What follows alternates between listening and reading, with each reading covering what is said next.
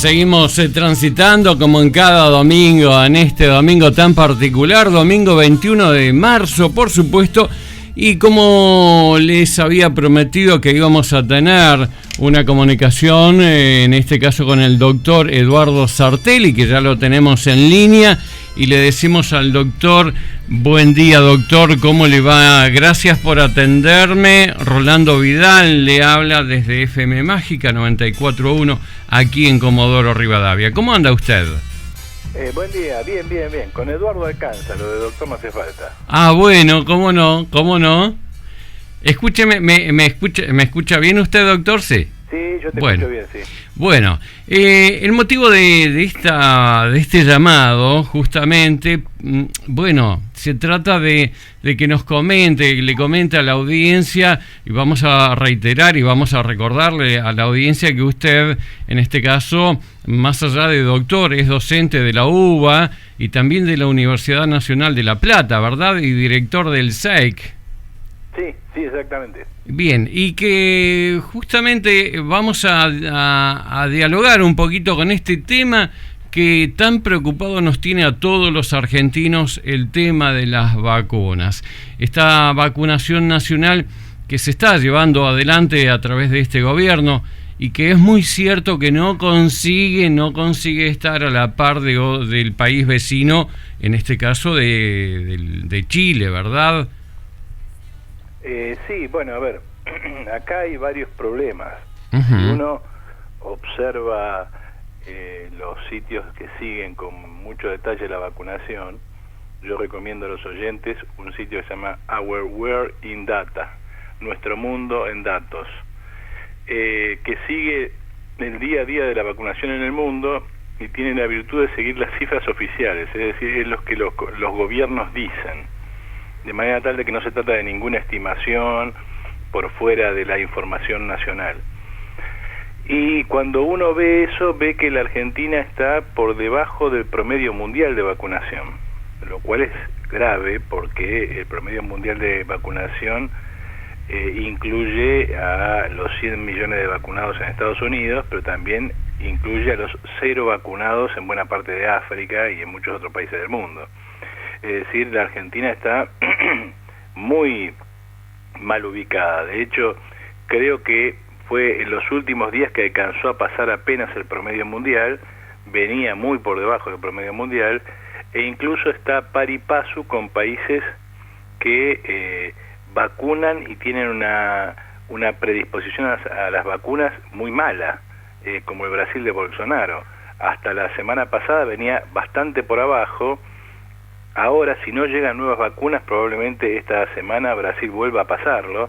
Es decir, estamos hablando de un país donde virtualmente la situación está colapsada y su gobierno es uno de los adalides del no cuidado frente al coronavirus.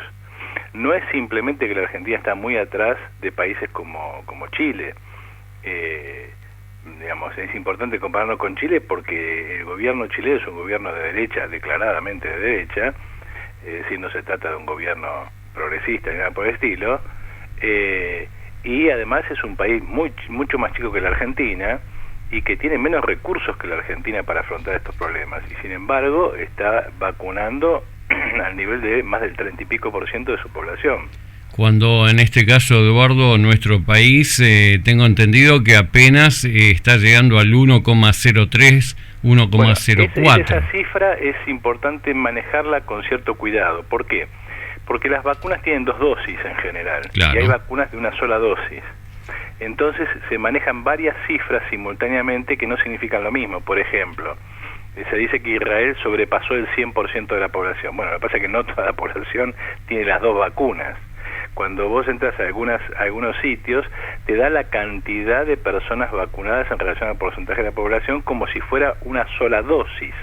Y en realidad, la mayoría de las vacunas necesitan 2 dosis. Entonces, cuando vemos la situación de Israel, lo que vemos es que en Israel se ha vacunado a un porcentaje muy elevado con las 2 dosis. O sea, la gente ya está completamente vacunada, que es lo importante.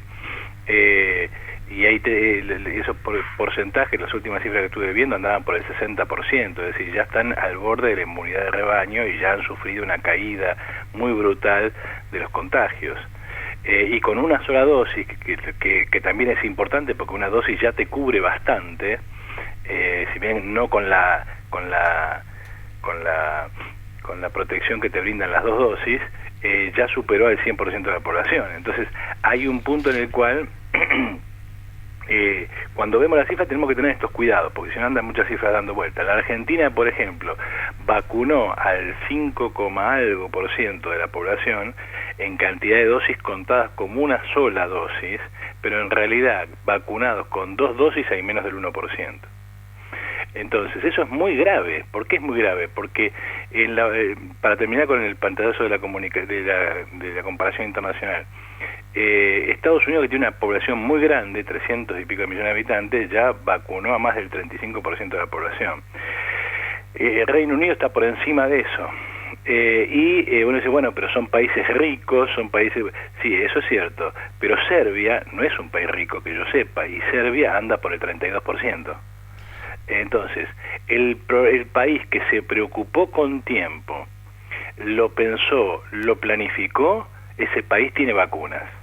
El que sale a comprar a último momento o que negoció con los países equivocados, ese país tiene problemas. Digo esto porque si no caemos en la falacia de que en el mundo no hay vacunas o falta vacunas. No, faltan para el que no tuvo previsión o el que negoció mal, negoció prejuiciosamente. Digo esto porque vos pensás que en Israel, por ejemplo, ¿quién tomó cartas en el asunto en marzo del año pasado? El Mossad. El Servicio Secreto Israelí hizo una evaluación de la seguridad nacional y dijo, guarda que en tal fecha, agosto, noviembre, podemos estar en una situación de debilidad nacional extrema. Luego, en mayo, Israel ya tenía todas sus vacunas compradas, en mayo del año pasado. Entonces, claro, después también hay que ser eficiente a la hora de ponerlas, porque, ojo, que en la Argentina tiene un montón de vacunas que no se sabe dónde están, no han sido inyectadas, etcétera, etcétera, etcétera. Entonces, un Estado y un gobierno que no es previsor, y bueno, te pasa lo que te pasa. En Chile no sé si intervinieron los servicios secretos, pero es evidente que tenemos frente a un problema de seguridad nacional, pero está claro que se sabe hoy que Piñera desde mayo estuvo hablando casi 2 veces por día con Pfizer, Moderna, los chinos, etcétera, etcétera, etcétera. Y vos fíjate que el caso chileno es interesante porque el caso chileno te muestra a un tipo de derecha que está vacunando a su población con la vacuna china, que se supone que viene de China, que sé yo, que sé cuánto, que Piñera es pro-yanqui, lo que vos quieras, pero Chile tiene la vacunación que tiene con una vacuna que se supone que a nosotros nos tendría que haber llegado en forma privilegiada, porque, a ver, los chinos hacen pingües negocios en la Argentina. No solamente hay una base china supuestamente para usos pacíficos espaciales, pero que nadie sabe realmente qué sucede ahí adentro, cosa que no se le otorga a ningún país. No solamente se está negociando a favor de los chinos todo el problema de la hidrovía del Paraná, no solamente se le da a los chinos represas que no tienen, a construir represas que no tienen prioridad número 1, como las viejas Condor Cliff y no me acuerdo cómo se llama la otra, que ahora se llaman Kirchner y Zepernik, sino que además con los chinos se tiene una relación privilegiada al punto de que la Argentina va a dejar de producir centrales nucleares con su tecnología y va a comprar centrales nucleares llave en mano a China. Con toda esa parafernalia de negocios con China a favor de los chinos, que remiten casi a la estructura del comercio que la Argentina tenía con Inglaterra en el siglo XIX, los chinos no te largan una sola vacuna. Es muy patético que Bisotti haya contestado a la pregunta ¿dónde están las vacunas de Sinopharm? Están en China. Entonces, acá hay un problema muy grave de imprevisión, yo te diría de una imprevisión criminal. La pregunta, ¿hola? Lo estoy escuchando muy atentamente, Eduardo. ¿Se escuchó un Sí, un pequeño acople. Acá hay un problema de imprevisión muy grave. Esa es la primera cuestión. La segunda cuestión es la magnitud del problema que tenemos por delante. Porque si no, vemos propaganda, es decir, llegaron 300.000 Sputnik. Bien. hay 3 millones de no sé cuántas que... Está bien, perfecto. ¿Cuál es la magnitud a la que tenemos que alcanzar? La gente tiene que meterse en la cabeza que para que la Argentina resuelva su problema tiene que dar 90 millones de pinchazos. O sea, tiene que vacunar a su población 2 veces. Somos 45 millones, son 90 millones. Incluso si vos reducís esa cifra a lo que se espera que sea la inmunidad de rebaño, entre el 70 y el 80% de la población, estamos hablando de que tenés que vacunar a 35 millones de argentinos, o sea, tenés que dar 70 millones de pinchazos. Claro. Si vos sacás la cuenta, entonces, que acabamos, en el mejor de los casos, de dar 3, 4, 5, se dice por allí, millones de pinchazos, estamos a menos de el 10% de esa cifra. Claro. Entonces, si esto nos agarra ahora, si esto nos agarra al borde de ya en el otoño, cuando se viene el invierno, si esto nos agarra en una economía que viene muy golpeada por una cuarentena mal hecha, yo siempre estuve a favor de la cuarentena, pero esta cuarentena estuvo mal hecha. Si esto nos agarra en un momento en el cual se viene la cepa de Manaus, que aparentemente es mucho más peligrosa en torno a su contagiosidad, que además afecta a niños y adolescentes con más fuerza que la otra, y entonces estamos en un caldo de cultivo muy, pero muy peligroso, en el cual no se ve horizonte. Entonces, en esta situación aparecen pseudo soluciones. Ahora, la única solución es vacunar masivamente. Una de las pseudo soluciones es démosle una sola dosis, porque de esa manera, bueno, yo en algún momento el año pasado había escrito algo así allá por fin de año. Bueno, si uno tuviera un Estado que planifica y un gobierno que se preocupa por planificar, vos sabés que en la Argentina hay tantos millones de casos declarados. Se supone que uno debe multiplicar esa cifra por una cifra más o menos en torno entre el 5 y el 10. El 10 para tener la cantidad de infectados reales, porque mucha gente se infecta y no se da cuenta. Claro. Con lo cual la cifra de infectados reales es mucho más que los 2 o 3 millones que tenemos. Entonces, ¿eso qué significa? Y que en la Argentina, si hay 2 millones de infectados, 2 millones y medio de infectados, si eso lo multiplicás por 5, estás hablando más o menos de que estamos hablando de 15-20% de la población argentina afectada. Eso significa que esa gente ya tiene alguna protección. Testea a toda esa gente y vacuna a los que no tengan esa mínima protección con las pocas vacunas que tenés. Ahora, todo eso presupone planificación, presupone testear, y la Argentina es uno de los países que menos testea. Presupone seguir a la gente, porque si vos testeaste a uno y lo encontraste, su entorno, algún contacto con el virus tuvo, se contagió, no se contagió, ¿qué le pasó? Tenés que seguir testeando. Es decir, la estrategia de acá en adelante no puede ser otra que no sea masivos testeos, seguimiento de casos, cierre de fronteras y seriamente pensar que las clases no pueden seguir abiertas. El tema de la presencialidad es un hecho que se están tomando a la ligera aquellos que solo ven las encuestas. Está claro que los chicos que están en la escuela es un problema pedagógico. Yo soy docente y lo sé muy bien. Tienen que estar en la escuela, ahí van a tener la mejor educación posible. De acuerdo. También está claro que para las familias, que el chico está en la escuela, forma parte de la planificación familiar. Yo soy padre, también lo sé. Claro. A ver, mi hijo no está en la escuela una cantidad de tiempo, o mi compañera o yo no trabajamos. Claro. Porque alguien se tiene que hacer cargo del chico. Es decir, hay un punto en el cual la escuela es el núcleo de muchos problemas sociales. Ahora, la idea de que vamos a juntar 1 millón de docentes con 7 u 8 millones de estudiantes y eso no va a tener ningún impacto epidemiológico, es un disparate. Es una verdadera locura, Eduardo. Es un disparate. Claro. Es un disparate. Y lo estás viendo en las curvas en Buenos Aires y en el conurbano. Venían bajando después de la segunda olita que tuvimos en torno a las vacaciones, y ahora se están estacionando en 8.000 por semana. Ayer, que fue sábado, que es un día que venía bajando, porque los fines de semana se reportan menos casos, Uh-huh. y estaba en un promedio de 3.000, 4.000 por fin de semana, por día de fin de semana. Ayer hubo 6.800. Ahora, Eduardo, ¿viene bajando los fines de semana porque sí nomás o porque justamente no hay servicio, no hay atención? No, porque la gente no concurre al servicio los fines de semana, porque te atienden menos, porque el personal administrativo que tiene que reportar los casos los fines de semana hace guardias, entonces normalmente los casos se reportan durante la semana, porque en general... Digamos que son muchos variantes como para... Claro, pero claro. La idea es que la información escasea los fines de semana, no es que Claro. haya menos casos, Claro. escasea Ahora, la información.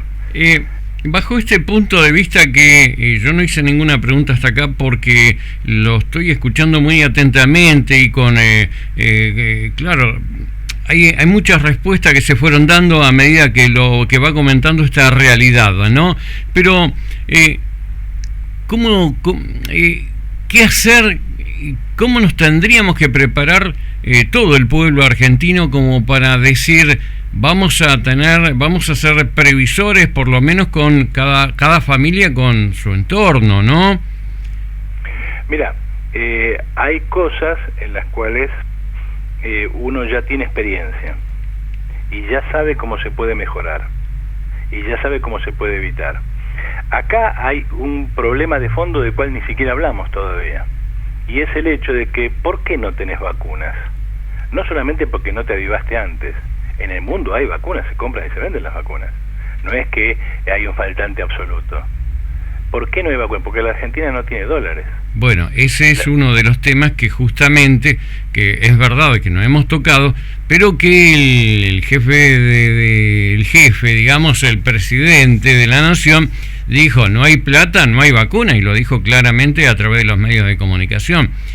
Uno de los dilemas es... o del gran interrogante de la gente es ¿por qué no hay plata? ¿Será que regalaron tanta cantidad de millones? Apostaron también justamente algunas empresas, y lo veo acá en Comodoro Rivadavia, que dijeron en su momento, y no, con esta pandemia, bueno, necesitamos una ayuda del Estado, pero seguían facturando a viva voz. Entonces, por allí esas clásicas avivadas argentinas, obviamente seguro fueron parte de esta historia donde nuestra alcancía se fundió, no hay un peso más, ¿no?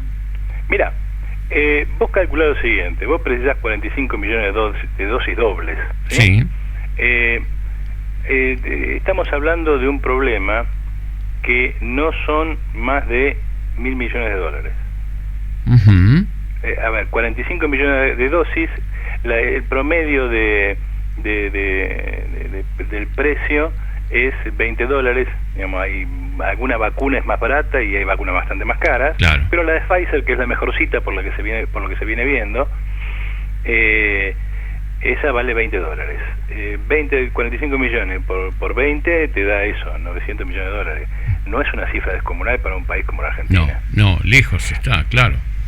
Entonces, ahora, ¿cuál es el problema? Que vos tenés en el Banco Central como reservas líquidas, o sea, como reservas que realmente podés realizar, tenés algo así como entre 300 y 400 millones de dólares. O sea, si gastaras todas las reservas que tenés, no solamente se te desploma el dólar, mejor dicho, se te desploma el peso, sino que además no alcanzás a comprar la mitad de las dosis. Claro. Y en un mundo donde las vacunas son un bien escaso, ¿qué empresa te va a vender a un país que viene de un default, que va a un default y que además tiene más de 1.500 puntos de riesgo país, o sea que se considera a nivel financiero internacional como un país quebrado, te va a vender a crédito a vos, si las puede vender contante y sonante en el mercado mundial? Claro, Ninguna no sé. empresa por eso no tenés vacunas de Pfizer. Porque son yanquis, ponele. De Moderna, porque son yanquis, ponele. Pero tampoco tenés Sputnik. Claro.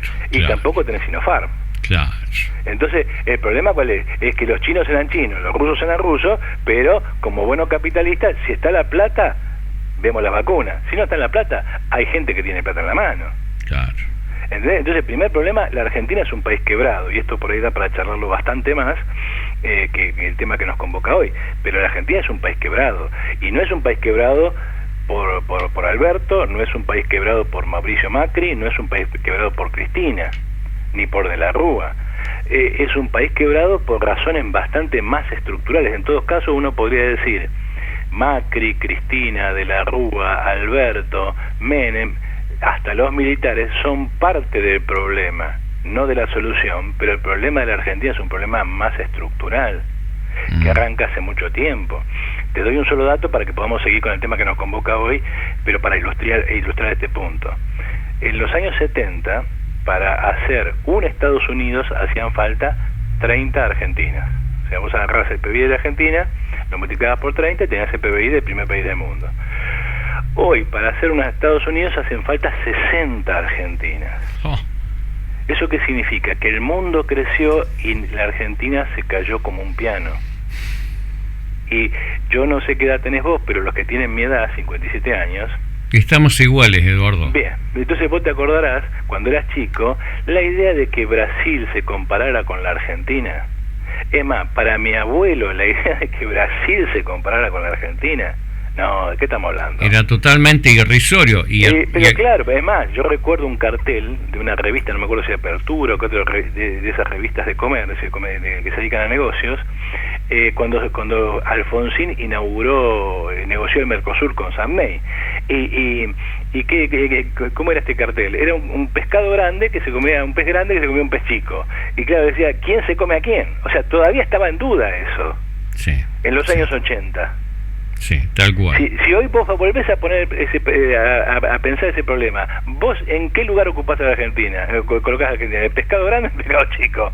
Y hoy muchas dudas no hay. No, obviamente. Entonces, estos son los problemas de un país quebrado desde hace mucho tiempo. Convengamos que en todo caso podemos discutir. Convengamos también, Eduardo, de que si miramos no tan solo a Brasil, sino los países que tenemos pegados, los vecinos chilenos han crecido, pero en una forma abismal a lo que somos nosotros hoy por hoy. Chile, Bolivia, Perú, Colombia. Hay pocos casos como el argentino, y te doy algunas cifras como para que, ilustremos y tengamos idea del tamaño, ¿sí? Pero si la Argentina hubiera seguido creciendo al nivel de crecimiento de Australia o de Chile, hoy el PBI argentino sería exactamente el doble. Y eso significa que en vez de estar entre las economías 30, 40 del mundo, la Argentina estaría entre las economías 10 y 20. ¿Te das cuenta de lo que esto significa? Sí. Sí. Entonces, ¿qué significa? Que nosotros estamos pagando hoy una factura por una deuda que viene incubándose hace mucho tiempo y que no percibimos por una metáfora que yo hace mucho que vengo manejando y que veo que va teniendo cierta fortuna porque los diarios cada vez aparece más, que es la metáfora de la rana. Vos ponés a la rana en agua caliente, hirviendo, la tirás, la rana no alcanza a quemarse, que ya saltó. Claro. Sale un poco chamuscada, quemada, pero viva. Pero si la pones en agua tibia y le vas subiendo la temperatura, la rana termina completamente frita y no saltó, porque se va adaptando. Y nosotros nos vamos adaptando a eso. ¿Vos tenés mi edad? Bien. Yo recuerdo cuando mi papá le puso rejas a la casa. Fue en los años 80, 84, 85. Que era una completa locura. A robarle la bicicleta. Claro. Y antes no había rejas. No. Esas parecitas bajas que si vos querías pasabas con el pie, dabas una zancada y la pasabas. Pero ¿quién te iba a robar una bicicleta? En esos años y de allí para atrás, Eduardo, aquí era muy común dejar la llave puesta del lado de afuera porque me olvidé y me fui, o la puerta abierta. Sí, o las ventanas sin rejas. Sí, y de hecho, no, tener reja en una ventana era una total locura. Es más, bueno, las cortinas quedaban abiertas que se ventilan. Claro, nos vamos acostumbrando y viene la reja y viene el portón eléctrico que se abre. Por ahí en Comodoro tal vez esto no se ve con tanta intensidad. Claro, yo soy de Santa Cruz, ¿no? Uh-huh. Santa Cruceño, venido a Buenos Aires a muy tierna edad, a los 3 años. Conozco Comodoro, estuve hace poco, pero no conozco el día a día actual. Pero el día actual del conurbano de Buenos Aires, de Rosario, de Córdoba, y calculo que el de Comodoro también, porque es una gran ciudad, está muy ligado a el temor que uno tiene al entrar a su casa. Tal cual. ¿Entendés? Entonces, esos son síntomas de un país que se descompone. Dato completamente alejado de esto y ligado al tema que estábamos hablando de la educación. Los contenidos de primer año de secundario hoy son los contenidos de tercer grado de la primaria de los años 50. Oh. ¿Te das cuenta de lo que eso significa? Sí, porque siempre lo persigo. Bueno, mi papá sabía leer, escribir, multiplicar, sumar, restar, era albañil y terminó la primaria con 5º grado. Y sobre todo lo percibo en gente grande, Eduardo. Sí. Que cuando uno habla de ciertas cuestiones normales en un entonces, hoy es como que, no sabía, no conocía. Tanto se puede llegar a ignorar y claro, el hecho pasa por acá. Qué Hola. Barbaridad. Sí, estoy escuchando, Discúlpame. Sí, bueno, son síntomas de un país, entonces no es extraño el tema de la vacunación, el problema de la vacunación, sobre todo porque esta situación se agrava y la Argentina, más allá de este proceso de decadencia general, viene en una crisis postergada desde el 2011. O sea, la estructura industrial argentina está en recesión desde 2011. Digamos, por ahí tiene algún pico en algún momento, pero, o sea, insisto con esto, cada gobierno tiene sus responsabilidades y podemos ponernos a insultar a este o aquel. Claro. A mí como historiador me preocupan los procesos que son más generales, sí, procesos que no dependen de la voluntad de un individuo, porque a vos te puede gustar Cristina o no te puede gustar Cristina, eso, digamos, es una apreciación política. A mí no me gusta, por supuesto, tampoco me gusta Macri, pero ese no es el punto, de creer que un individuo es responsable de la debacle de todo un país es, digamos, es como ser terraplanista, es una mirada conspirativa. En realidad acá hay procesos sociales ahora, desde 2010 para acá venimos en una serie de circunstancias que agravan esa sensación de esa tendencia general, que vos ves que está atravesada por procesos que después cuando pasan la gente cree que se solucionaron. No sé si vos te acordás la frase esa de los militares: los argentinos somos derechos y humanos. Bueno, la idea de una Argentina que se recomponía después del caos y cosas por el estilo. Bueno, Perón en los años, cuando llega, dice, estamos armando la Argentina potencia. En el 75 viene el Rodrigazo y la Argentina se desploma como un piano. Los militares llegan y dicen, bueno, ahora ordenamos todo y qué sé yo, qué sé cuánto, y somos derechos y humanos y nos vamos a portar bien. Y en el 82 explotó la crisis de la deuda y la Argentina se fue a los caños. Llegó Alfonsín, con la democracia se come y se educa, y ahora qué sé yo, qué sé cuánto, y que el juicio del militar, perfecto, ¿verdad? 89, y se tuvo que ir meses antes, y los argentinos salieron a saquear por primera vez en la historia del movimiento obrero. La gente para comer tenía que saltar al supermercado, ¿entendés? Y vino Menem y ahora estamos en el primer mundo, vamos a poner un cohete en La Rioja, vamos a subir a la estratosfera y vamos a aparecer en Japón en 2 horas. Bueno, se fue Menem, 2 años de la Rúa y la Argentina se cayó en su crisis más extrema. Después vino el modelo productivo, que ahora los argentinos tenemos un gobierno fuerte y Néstor puso todas las cosas en orden, lo que vos quieras. Cristina se fue dejando una crisis descomunal apenas encubierta por dólares que se pagaban, que se vendían a futuro. Es decir, dejó reservas negativas, un atraso tarifario, una crisis, una quiebra del Estado.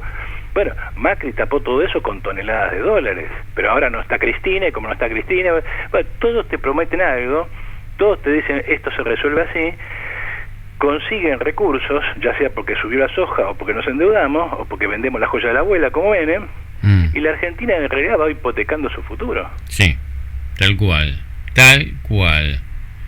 Entonces llegamos a esta situación y precisamos de golpe 90 millones de pinchazos, y no tenemos con qué pagarlos.